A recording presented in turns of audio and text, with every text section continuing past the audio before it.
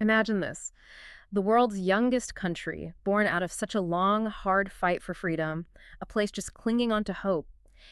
And yet, according to a really stark warning from the UN mission chief there, just back in April 2025, it's now right on the brink, teetering on the edge of falling back into, well, full-blown civil war. We are talking about South Sudan. It's such a complex place. Yeah. A nation really deeply scarred by its history. It's not just split physically by the White Nile River. It's also fractured along these really long-standing ethnic lines. Yeah. You've got major groups like the Dinka, the Nuer, the Toposa, and many others. Each one has its own history, its own relationships, its own grievances. And independence back in 2011, that was meant to be it, right? After Sure. that brutal conflict as part of Sudan, it was supposed to be the dawn of something, well, new. But that peace, that fresh start, Yeah. just didn't last. No, sadly not. By 2013, internal fighting had already broken out again. There was that big peace deal signed in 2018. The power sharing agreement between President Salva Kiir, who's Dinka, and his main rival, Vice President Riek Machar, who's Nuer. Right, the revitalized agreement. Exactly. And the hope was, okay, this will finally stabilize things. Yeah. But actually implementing it has been incredibly, incredibly difficult. Honestly, it feels like it's been slowly unraveling almost since the day it was signed. And then you layer on top of that this absolutely crushing economic situation, terrible food shortages made even worse by climate change impacts and those really deep historical ethnic tensions you just mentioned. It's just a volatile mix. It really is. And we saw that volatility flare up again quite significantly, very recently, actually. Yeah. Back in March 2025, there was this particularly tense situation up in Upper Nile State, Okay. specifically in Nasir County. Reports came out that the White Army, which is a newer militia group, had overrun a government military base there. And the immediate reaction was, well, pretty alarming. We saw South Sudanese government soldiers surrounding Vice President Makar's home in Juba, the capital, and then arresting some of his allies. It really felt like the whole country just held its breath, bracing for things to explode again. hmm And what really jumps out, I think, when you dig into the sources coming out of South Sudan right now, is the incredibly complex and often just tragic role that men play in this whole cycle of violence. That's interesting. How so? Well, they are frequently the main perpetrators. That's undeniable, yes. But they are also deeply affected victims of the conflict itself, victims of the circumstances that drive it, victims of the trauma. Okay, that's exactly what we want to unpack in this deep dive today, to try and get beyond the sort of headlines, the political movements, and really understand what's happening on the ground. We need to look at this specific aspect, which, like you say, is maybe often overlooked. Right. So what does all this mean for you listening, for the people actually living through this in South Sudan, and for the wider world? Let's dive in. So let's step away from the sort of high-level politics and the military clashes for a minute. Let's zoom right in on the human cost. Right. What does decades of conflict, this constant instability, what does it actually do to people? It leaves profound scars. Some you can see, many you can't. I was struck by the story of Lokwi, an elder from the Toposa community. Think about this. He was just a child back in 1988 when his hometown, Capoeira, was stormed during the earlier war. Okay. He witnessed just horrific things. His own brother was killed, villages were just burned to the ground, civilians scattered, fleeing for their lives into the bush. Wow, and he talks about that escape, doesn't he? Surviving on, like, wild fruit he could find. And then, in a detail that really shows the complexity of these divisions, he eventually found kindness, unexpected help, from a Dinka man in a place called Narus. Yeah, a moment of shared humanity right in the middle of all that brutality is powerful. But when Lokwi finally managed to get back to his village, just nothing. Everything was gone.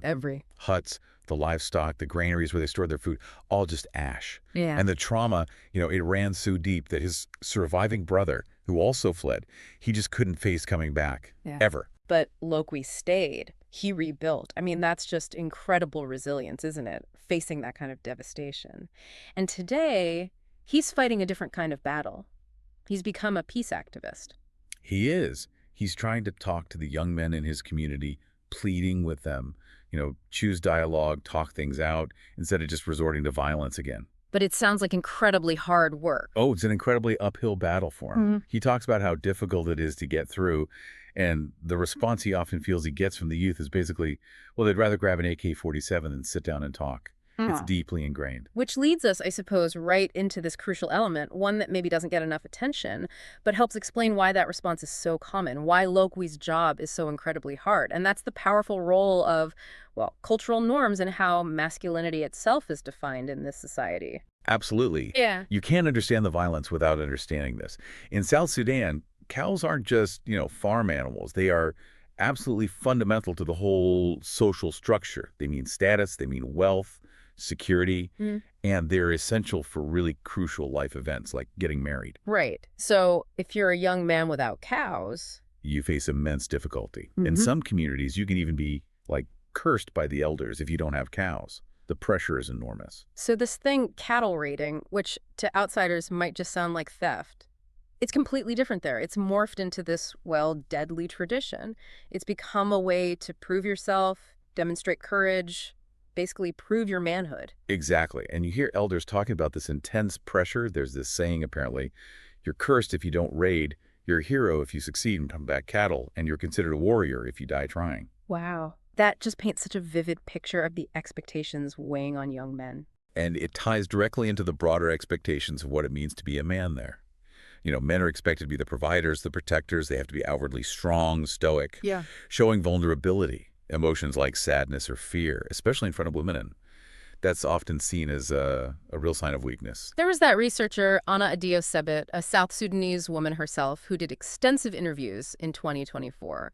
Hundreds of men and women. Yes, her work is really insightful. And she found exactly that, didn't she? She described how men often cry from the heart inside, but they're conditioned not to show those tears outwardly. They just bottle up immense amounts of trauma and stress. And that suppression, that internalizing of pain and trauma, it has real consequences. That kind of pressure cooker, all that unexpressed emotion, it often just explodes outwards. In other ways, you see it in aggression, in reckless risk-taking, and, yes, in violence. It's like there's this powerful, really destructive script that many men feel they have to follow. Be tough, perform strength, or you are basically nothing. And you see that tragic script playing out so clearly in stories like the one about Eric. And that's not his real name. Obviously, he has to stay anonymous because he's terrified of revenge. Right. Eric admitted he'd killed 6 people in cattle raids, and maybe his community sees him as a warrior, His actions did help him get the cows he needed to marry. But the reality now, he lives every single day in constant fear of retaliation. He's trapped by the very culture that, in a way, pushed him to do it. And this leads us right to the core of that vicious cycle of revenge that just plagues so much of the country.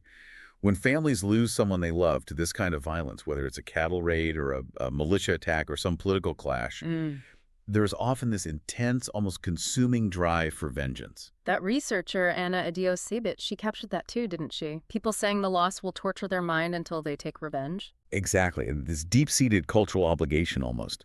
And that desire for retaliation, it just fuels this constant deadly back and forth. Raids, killings, counter-killings. It's a self-perpetuating loop where yesterday's victim's family becomes today's perpetrator, and on it goes. And the absolutely desperate economic situation in South Sudan just pours gasoline on that fire, doesn't it? It makes that cycle even harder to escape. Completely. The economy is in ruins, and partly that's because the civil war raging in neighboring Sudan, which started back in April 2023, has had a devastating impact. Yeah, that conflict in Sudan is horrific in its own right. I mean, estimates of over 150,000 killed, 12 million displaced, widespread famine. It's catastrophic. It is.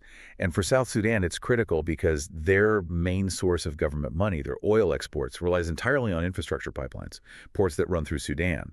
So the war next door is directly choking South Sudan's already incredibly fragile economy. On top of that, even within South Sudan itself, food insecurity is just rampant. That's partly due to the ongoing internal instability, the fighting, but also the harsh impacts of climate change on farming. Erratic rainfall, droughts, then floods. It's relentless. So try to put yourself in the shoes of a young man in that environment. You might literally be starving. You have no resources, maybe you're an orphan, no traditional family support network to fall back on. And the culture is screaming at you that the only way to gain respect, the only way to achieve manhood, maybe the only way to even get married, is to get cows. And the quickest, most immediate path, though incredibly dangerous, seems to be stealing them from someone else. Right. The pressure to get cows or get lost, as some put it, it just becomes immense. And that path, more often than not, means risking your life or taking someone else's. Which brings us to something that's Well, it's really interesting and maybe, frankly, a bit ironic when you look at the international response. Humanitarian efforts in conflict zones globally, understandably, often focus heavily on protecting women and children. They are incredibly vulnerable, of course, but men are frequently overlooked in this response. They really are. They sometimes get sort of, perhaps unfairly, just written off as the troublemakers, Yeah. the perpetrators. But the reality, as research shows, is much more nuanced. There was that big report, I think it was 2021, by Permundo, a Brazilian NGO. They looked at men and boys in various conflict zones, including South Sudan. Yes, that's the one. And they found that men and boys are actually more likely to cope with the trauma they experience through these risky externalized behaviors like violence, substance abuse, or sometimes just completely withdrawing. And that same research really highlighted a huge blind spot in the humanitarian world. When they surveyed, I think it was 12 different aid organizations working in these conflict areas. Only 2 of them had programs specifically designed to address the needs and the trauma of men and boys. Just two. It's a massive missed opportunity. Because men aren't just on one side of this equation, are they? They're not just the problem. They are absolutely essential to finding solutions, to breaking these cycles.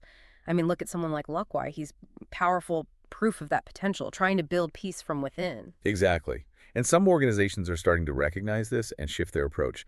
Groups like Catholic Relief Services, CRS, for example, they're beginning to implement programs that specifically include trauma awareness training for men. That sounds promising. Yeah, there was a CRS program manager, a guy named Lou All, who talked about that intense pressure on young men. He said, you need a wife by age 18, but you have no cows. So you feel forced into raiding and fighting just to get them, and often you die trying. It just underlines how this isn't just abstract politics. It's young men being pushed into this really tragic script by their circumstances and by the culture.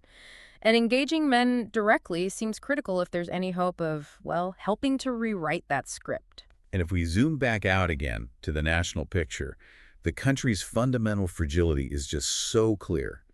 That 2018 peace deal, the one that was supposed to be the roadmap back to stability, it really is unraveling. Just like that UN official warned, it's happening before our eyes. We're seeing clashes between President Kiir's forces, the SSPDF, that's the official army, and Vice President Makar's forces, the SPLAIO. Opposition forces, yeah. Particularly up in that Upper Nile state region Yeah. again. Those clashes have already displaced thousands of people. And that white army attack in Nasir we talked about earlier, that was a really sharp recent example of these tensions flaring up again between the actual parties who signed the peace deal. And it seems even the elites, the people who have often benefited from the way things are, even they are reportedly feeling the economic pinch now, with the oil money drying up. Ah, interesting. Yeah. And when their financial interests get threatened, it tends to make their political alliances, which are often pretty shaky anyway, even more unstable. So you get this added layer of instability coming from the top down as well. And layered over all of that, of course, we can't forget the huge shadow cast by that absolutely devastating war right next door in Sudan. It's not just about the oil money, is it? It brings wider instability to that whole border region, and it just complicates any regional efforts towards peace. Definitely.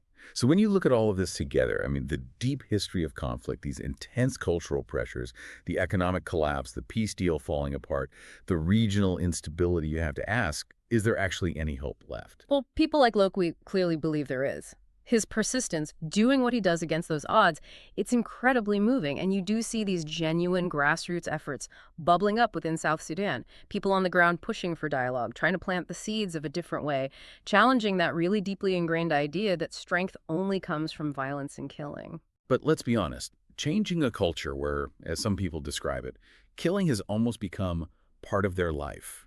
That is incredibly slow, incredibly difficult, and often dangerous work. It requires consistent, sustained effort over a very long time, often at great personal risk for those involved. The international community, they absolutely could be doing more, couldn't they, to support those efforts and tackle the wider crisis. There's the UN arms embargo on South Sudan. That's up for renewal soon, I think May 2025. That's one tool. It's supposed to limit weapons flowing in, but it only works if it's actually enforced rigorously. And frankly, the money isn't there. Humanitarian aid is just drastically underfunded.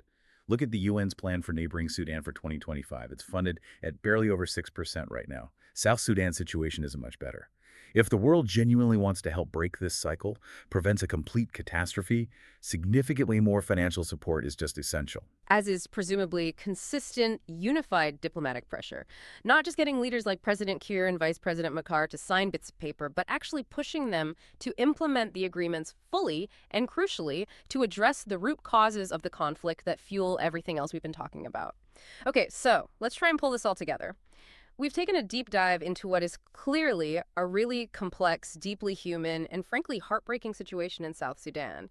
And it seems clear this isn't just about politics or just about economics, it's a whole society wrestling with these deep-seated cultural norms, immense trauma, collective and individual, and this devastating cycle of violence where men are caught right in the middle, often seen only as perpetrators, but also profoundly shaped and victimized by desperate circumstances and these intense cultural pressures. Yeah, and the courage, the resilience of people like Lokwi, fighting for peace from within, against just incredible odds, those are real points of light. And the fact that men who are so often just labeled as the problem are also deeply affected by trauma and these cultural expectations, that really highlights a critical blind spot, I think, in how the international community has often approached these kinds of crises, not just in South Sudan, but globally. And the lack of sufficient resources going towards addressing these complex human factors, the continuous unraveling of the peace deal at the top, the crushing economic situation, the spillover from that awful war in Sudan, it all just makes the current situation feel incredibly precarious, really fragile. But as you said, there are people on the ground like Lokwi and organizations like CRS that are starting to grapple with these complexities. They're working to change things one really difficult conversation, one training session, one village at a time, actively trying to help rewrite that tragic script that seems to trap so many people, especially young men. It really shows that this isn't just some distant news story happening miles away. It's a window, isn't it, into understanding the really complex forces that drive conflict everywhere.